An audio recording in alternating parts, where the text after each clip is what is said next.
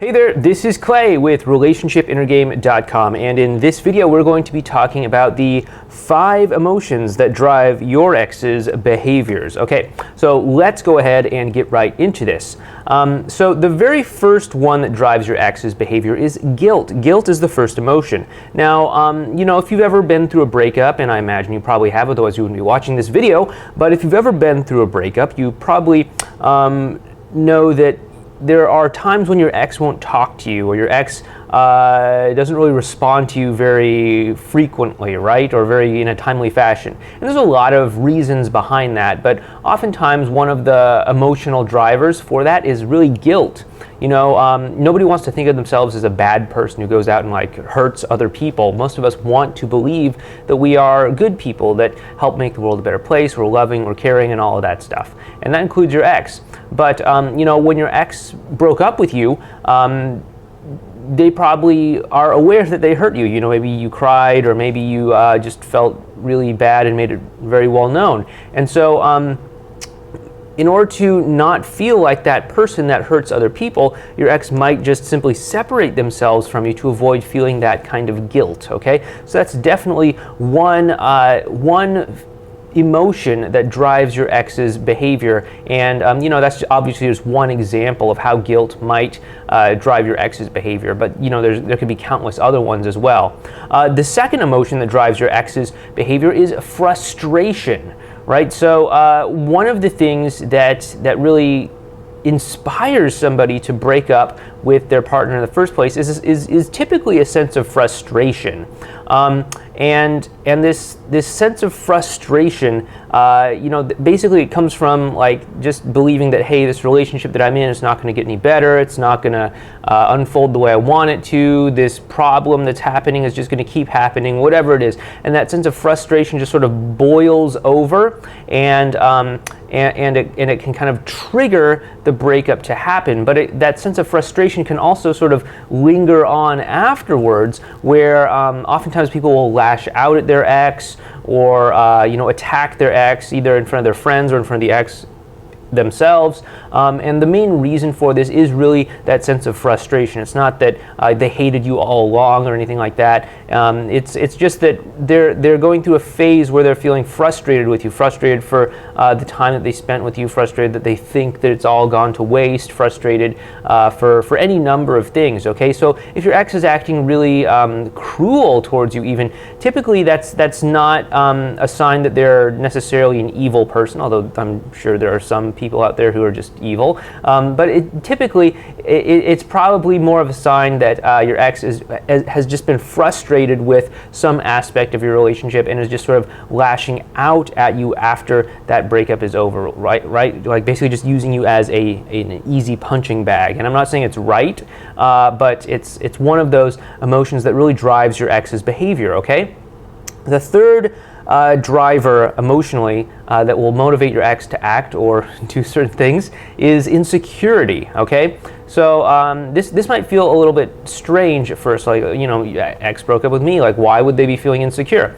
And it comes across in this way. So oftentimes when two people break up, they end up in this sort of weird competition almost with one another, like a competition to see who's going to get a boyfriend or a girlfriend first, who cares the least, who's like, yeah, I'm so glad that breakup happened, I don't care about them at all, right? And that's a little bit of the frustration, plus it's also this feeling of insecurity, right? They want to feel as if they made the right choice by going through the breakup. They want to feel as if they came out on top and that they are better off than you are, and because that's just only going to validate the choice to them and make them feel as if they made the right choice. And this often really does come across as this sort of competition.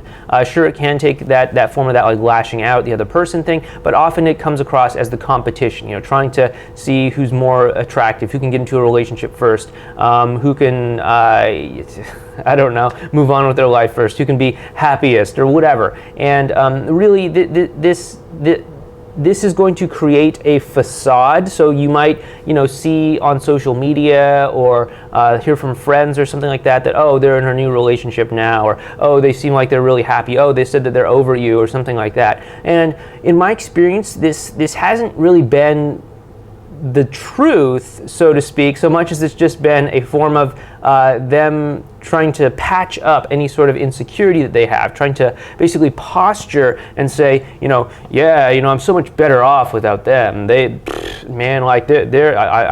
don't know why I spent so much time with them. They're such a loser. I'm like look at me. I got this new rebound girlfriend and all that stuff, right? And typically, it's not really a genuine experience. It's really just a reflection of their own insecurity, them trying to justify why they broke up with you in the first place, how it's like such a better life now that they're not with you anymore, and all of that. So it's really more of an expression of insecurity from what I've noticed. Now, the fourth emotion that drives your ex's behavior. Now, this one I'm going to have to explain a little bit, but it's called reactance, okay? And we've talked about reactance before on this podcast, over on our email newsletter, on our websites, and all that stuff. But if you don't know, reactance is an emotion that you're probably familiar with, but you've probably just never heard the word before, okay? So reactance is it's that feeling that you get when you think that somebody has an ulterior motive that's going to limit your choices, okay? Some sort of ulterior motive, and you're kind of just like playing into that motive, okay? So, for example, maybe you're just trying to walk down the street to go to the store or something like that, and somebody comes up to you off of the side of the street and says, hey man, do you have a moment to help starving children not die in Africa or something like that? And of course, you don't want to be an asshole or something like that, so you say, sure, I've got a minute to help starving children or something like that, because you'd have to be an asshole to say you didn't want to help starving children in Africa. And so before you know it, you get railroaded into some conversation about this thing, and then you have to sign a thing, and then maybe they ask for money or whatever, and really all you just wanted to do was go to the store to get some groceries or something like that. And now you're like in this big diversion of time, and you feel guilted into it, and so you just end up like signing the petition or whatever, right? Like, I think we've all had something like that happen before. Or, maybe you're just relaxing at home on a Sunday afternoon or something, and suddenly the doorbell rings, so you open the door and there's like a vacuum cleaner salesman right there ready to sell you the greatest in sucking technology that sucks better than anything else out there, right? And suddenly you're just in this conversation with somebody, and they won't go away, and really all you just want to do is relax and watch TV, right? So that's reactance, that feeling that somebody else has an ulterior motive, and they are sort of railroading you into that ulterior motive, okay? And for better or worse, a lot of people's exes feel this sense of reactance from their ex-partner if their ex-partner wants to get back together with them, right? So if you are trying to get back together with your ex, and you've made efforts to contact them, efforts to communicate with them, efforts to patch things up with them, chances are that they are aware of this, and chances are that they are feeling this sense of reactance towards you because they sense that you have this ulterior motive of getting back together when really, they maybe aren't at the emotional place where they're ready to have that conversation, ready to even be open to that, or even open to talking to you at this point. And that sense of reactance can be a really big thing that you have to kind of navigate around, because if you trigger that reactance too much, they're going to pull away, they're going to distance themselves from you, and it's going to cause them to not want to interact with you and make you less and less and less of a priority, keep you at arm's length, right? So that's one of the big things that you want to be on the lookout for, and that's also one of the big emotions that drives your ex's behavior around you, is that sense of reactance, okay? And the fifth and final emotion that drives your ex's behavior is actually attraction, right? I know that a lot of people out there think that their ex isn't attracted to them anymore. Even if your ex said, hey, I'm not attracted to you anymore, we should break up, your ex probably still does feel attraction for you. I've never experienced a case where where somebody's ex has like literally lost attraction, and it hasn't been like the fault of something else, right? Usually what happens is there's too much history, too much baggage, too much drama, whatever, that caused the breakup, that basically just blocked that attraction from doing what it normally does and bringing two people together, right? And instead, all you have to do is just remove these negative emotions, and the attraction will naturally flow and bring the two people together. But if there's too much baggage, if there's too much negative emotions, you might just experience essentially what your ex might feel is no longer feeling attraction, but really it's not, there's no attraction, it's just the attraction has been blocked, okay? So I hope that makes sense.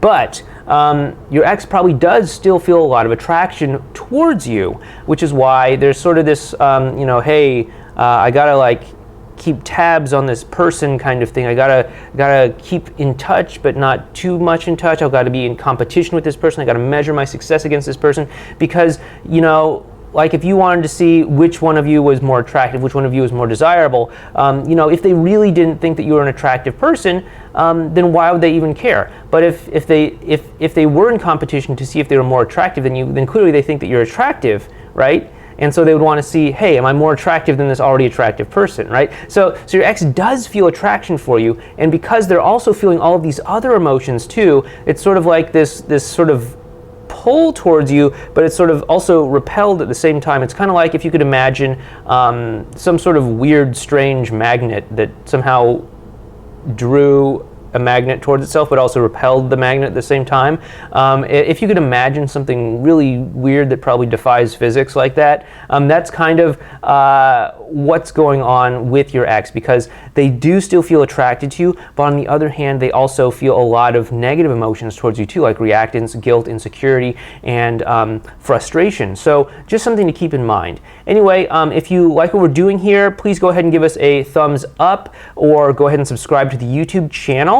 Or if you'd like some more help getting back together with your ex or understanding your ex's behavior, please go ahead and check out our website, relationshipinnergame.com. You can go ahead and fill out a quick little survey there to kind of let me know a little bit about your relationship, and I can give you a customized relationship plan to help you, get back together with your ex or do whatever it is that you want to do with your ex. Go ahead and check it out at relationshipinnergame.com. And in the meantime, if you've ever been through a breakup before, what are some emotions that you felt towards your ex?